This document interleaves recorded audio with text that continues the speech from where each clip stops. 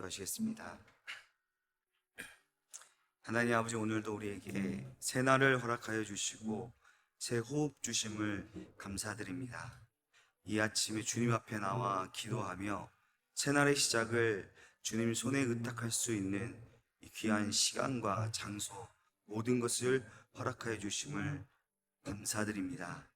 주님, 우리가 살아가는 매 순간마다 하나님께서 베풀어 주신 그 크신 은혜를 돌아보게 하시옵소서.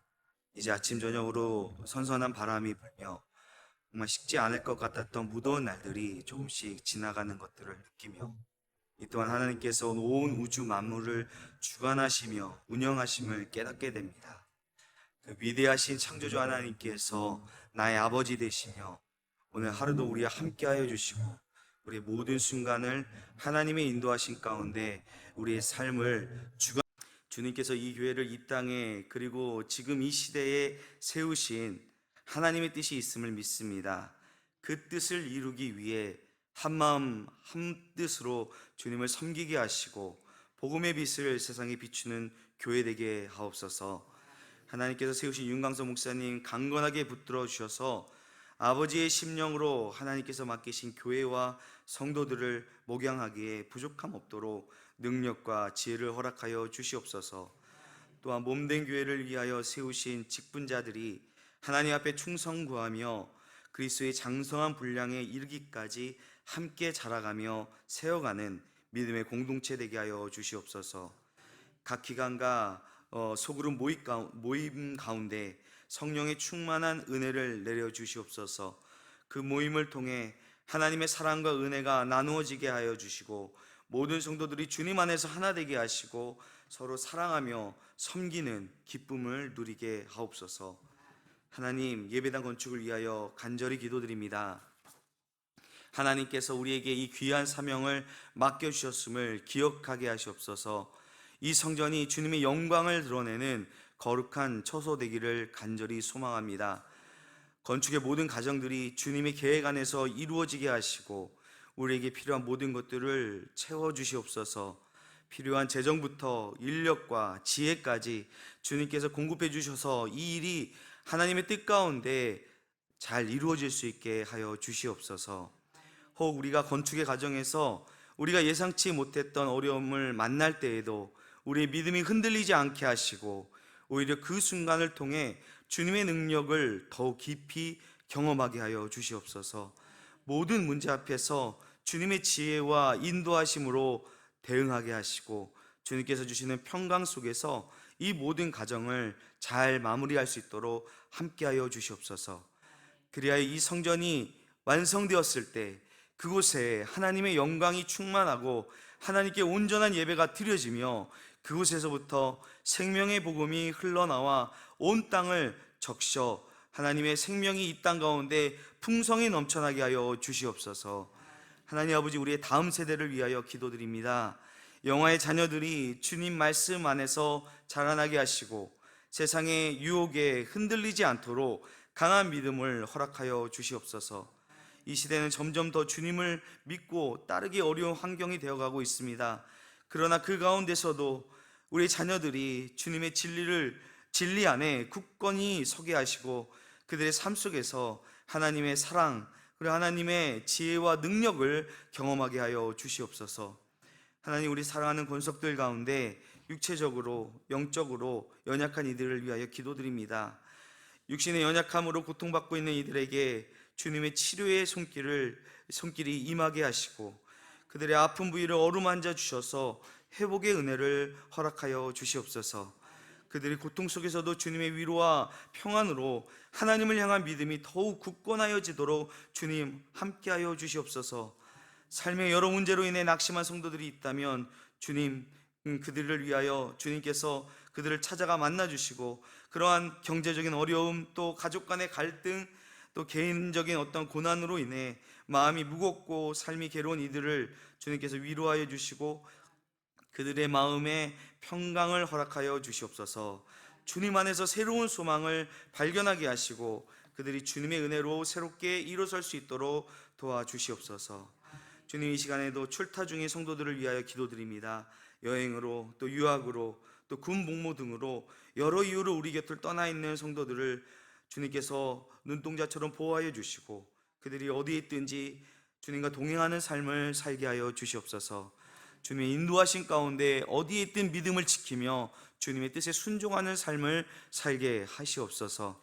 또한 그들의 가정과 교회와의 어떤 이 연대감을 잃지 않게 하시고 서로를 위해 기도하며 사랑으로 하나 되는 공동체를 이루게 하여 주시옵소서. 세계 열방과 그곳에서 사역하는 우리 선교 동역자들 위하여 기도드립니다. 재난과 전쟁 속에서 고통받고 있는 이들에게 주님의 평강이 임하게 하여 주시고 그곳에서 복음을 전하는 우리 선교사님들의 사역 가운데 주님 기름 부어 주셔서 그들의 헌신과 수고가 주님의 영광을 드러내는 귀한 열매로 맺어지게 하시고 그들의 필요를 주님의 방법으로 채워 주시옵소서. 특별히 어려운 환경 속에도 믿음을 잃지 않고 주님의 일을 위해 헌신하는 모든 선교 동역자들 위해 힘과 용기를 더하여 주시옵소서. 하나님 아버지, 오늘도 우리 주님 말씀 앞에 섭니다. 주님 말씀으로 우리의 심령을 조명하여 주시고 우리가 혹 주님의 뜻을 벗어난 그런 길을 가고 있다면 말씀을 통해 올바른 길로 돌이키는 은혜를 허락하여 주시옵소서. 주의 말씀이 내 발의 등이요 우리가 가야 할 길을 비추는 빛이 되심을 믿습니다. 주님 주시는 말씀을 통해 우리의 삶의 방향을 분명히 알게 하시고 그 길 따라 걸어갈 수 있도록 인도하여 주시옵소서. 감사드리며 우리 주 예수 그리스도의 이름으로 간절히 기도드립니다. 아멘. 하나님 말씀 함께 보도록 하겠습니다. 데살로니가 후서 1장 1절에서 12절까지의 말씀입니다. 데살로니가 후서 1장 1절에서 12절까지의 말씀을 우리 함께 하나님 말씀을 읽도록 하겠습니다. 바울과 실로아노와 디모데는 하나님 우리 아버지와 주 예수 그리스도 안에 있는 데살로니가인의 교회에 편지하노니 하나님 아버지와 주 예수 그리스도로부터 은혜와 평강이 너에게 있을지어다.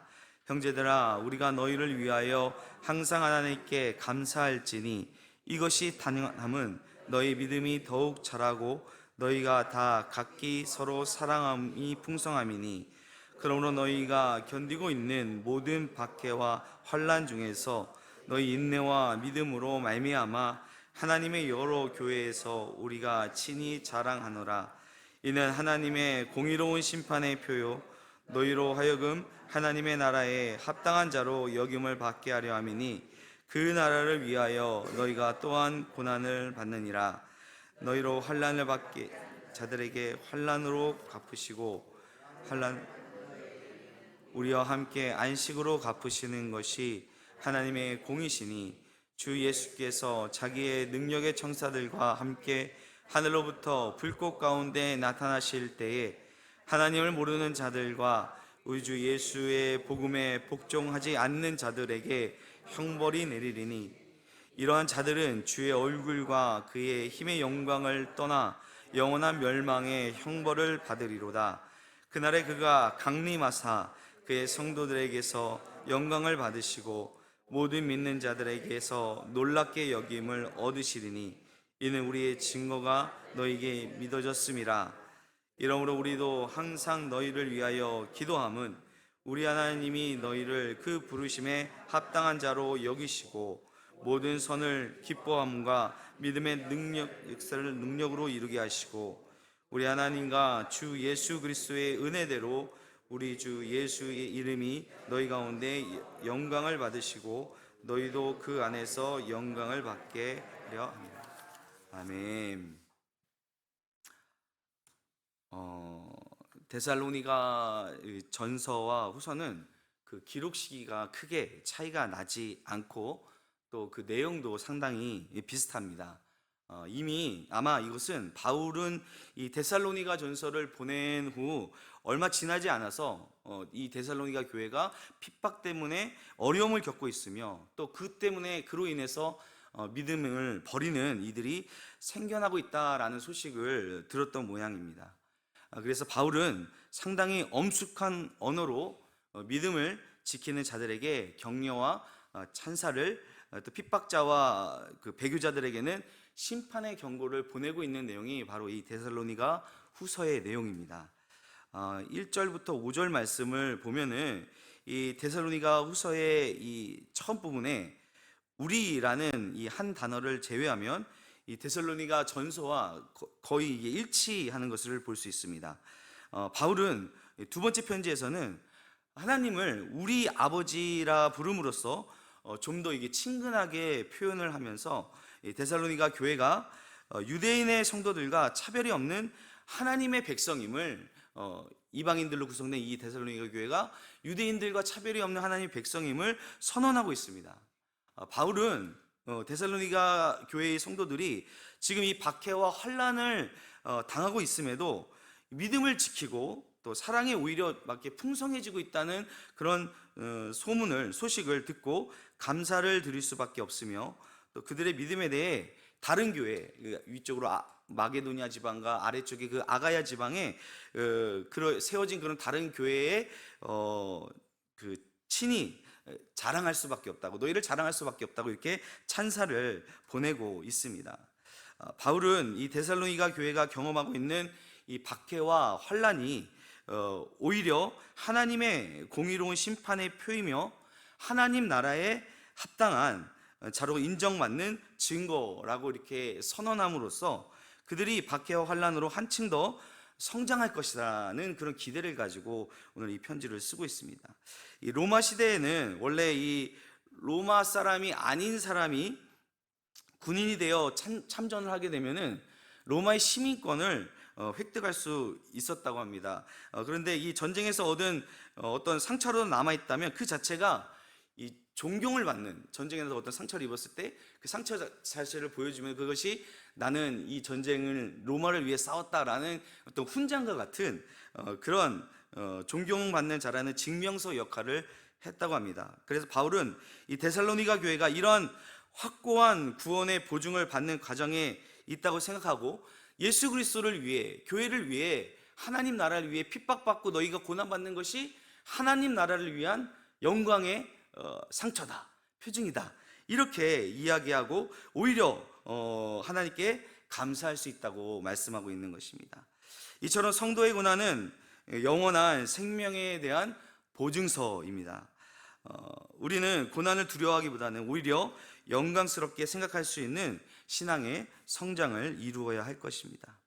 6절부터 12절까지의 말씀을 보게 되면은 바울은 이 데살로니가 전서에서는 교회를 핍박하는 자들이 받을 형벌에 대해서 특별히 이렇게 언급하고 있지는 않고 그저 하나님의 노하심이 임하고 또 멸망에 이를 것이다 정도로 짧게 언급을 했었지만, 오늘 이 데살로니가 후서에서는 처음부터 교회를 핍박하는 자들에게는 환난을 당할 것이며, 또 하나님을 모르며 예수님의 복음에 복종하지 않는 자는 예수님께서 강림하실 때에 영원한 형벌을 받을 것이다 라고 처음부터 이렇게 강조를 하고 있습니다. 또한 그들에게 환난을 당하는 자들에게는 안식을 보상으로 갚아주실 것이라고 말씀하고 있죠. 이 데살로니가 교회를 핍박한 유대인들은 자기들만 하나님의 백성이라고 주장을 했고, 바울이 이방인도 예수님을 믿기만 하면 구원을 받고 하나님의 백성이 된다고 가르치는 그 이유로 그들을 핍박하는 자들이었습니다. 이들은 그 빌립보에 있을 때부터 처음에는 유대인들이 바울이 전하는 복음을 듣고 구약 성경을 이렇게 풀어주네 라면서 그것을 기뻐하고 복음을 받아들이다가 점점 유대인들도 하나님의 백성이고 유대인들도 이 복음을 받아들인다는 그런 교회가 이렇게 부흥되는 모습을 보면서 그 마음속에 시기가 일어나게 되고, 그러면서 이제 바울이 전하는 복음을 배척하게 되고 바울이 핍박하게 되고, 그로 인해서 이제 빌립보의 그 핍박을 피해서 이게 데살로니가로 내려왔을 때도 거기까지 쫓아와 가지고 이방인들에게 복음을 전하는 바울을 핍박하고 또 자신들만이 하나님의 백성이라고 주장을 하지 않았습니까? 그러한 가운데 바울은 이방인들에게 그렇지 않다, 유대인만 하나님의 백성이 아니다, 너희들도 하나님의 백성이, 우리 모두가 하나님의 백성이고 예수 그리스도를 믿기만 하면은 하나님께서 당신의 자녀로 우리를 인쳐주신다고 말씀하고 있는 것이죠. 하지만 바울은 주님이 그들의 유대인들의 자만심을 꺾으시고 또 영원한 형벌의 자리로 던지실 것이라고 오늘 말씀 가운데서 선언합니다. 그리고 주님이 다시 오실 때에 복음을 믿는 자는 영광의 주님을 직접 뵙는 기쁨을 누릴 것이라고 말하면서 그날을 바라보고 환난을 이겨낼 것을 권면하고 있습니다. 이후에 바울은 데살로니가 교회를 위해 기도하면서 교회가 하나님의 부르심에 합당한 자로 여겨지고 또 선한 믿음의 역사가 나타나며 또 결국 예수 그리스도의 이름이 영광을 받으시기를 간구하고 있습니다. 마치 예수님께서 십자가 고난을 통해 온 세상을 구원하셨듯이 이 교회는 환난을 당함으로써 하나님의 영광을 드러내고 또 교회가 영광을 받게 된다고 말씀하고 있는 것입니다.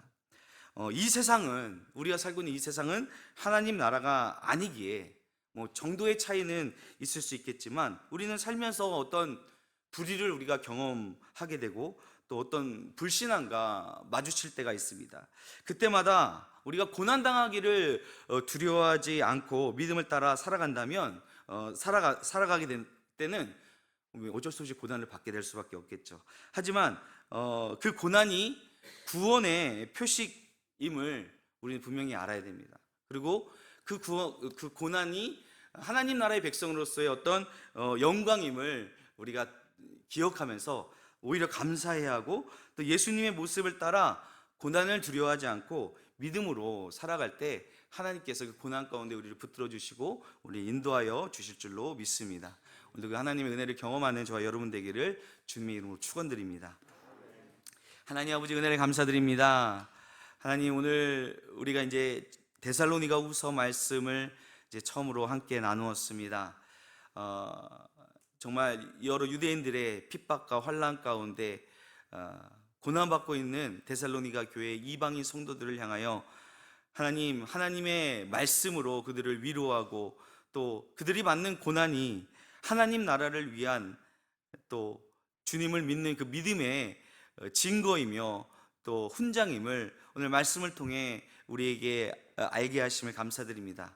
우리가 살아가면서 우리가 당하는 여러 가지 환난과 고난을 당할 때, 특별히 우리가 하나님 나라를 위하여 당하는 고난을 마주할 때마다 하나님, 우리가 낙심하거나 실망하지 않게 하시고 하나님, 그것을 하나님께서 우리에게 주시는 영광의 표징으로 알고 기뻐하며 감사하며 예수 그리스도께서 십자가를 기꺼이 순종하시며 부활의 영광에 이르셨던 것처럼 하나님, 우리의 삶 가운데서 그러한 고난 가운데 얻게 되는 부활의 놀라운 기쁨과 영광을 누리는 귀한 성도들 되게 하여 주시옵소서. 감사를 드리며 예수님의 이름으로 기도드립니다. 아멘.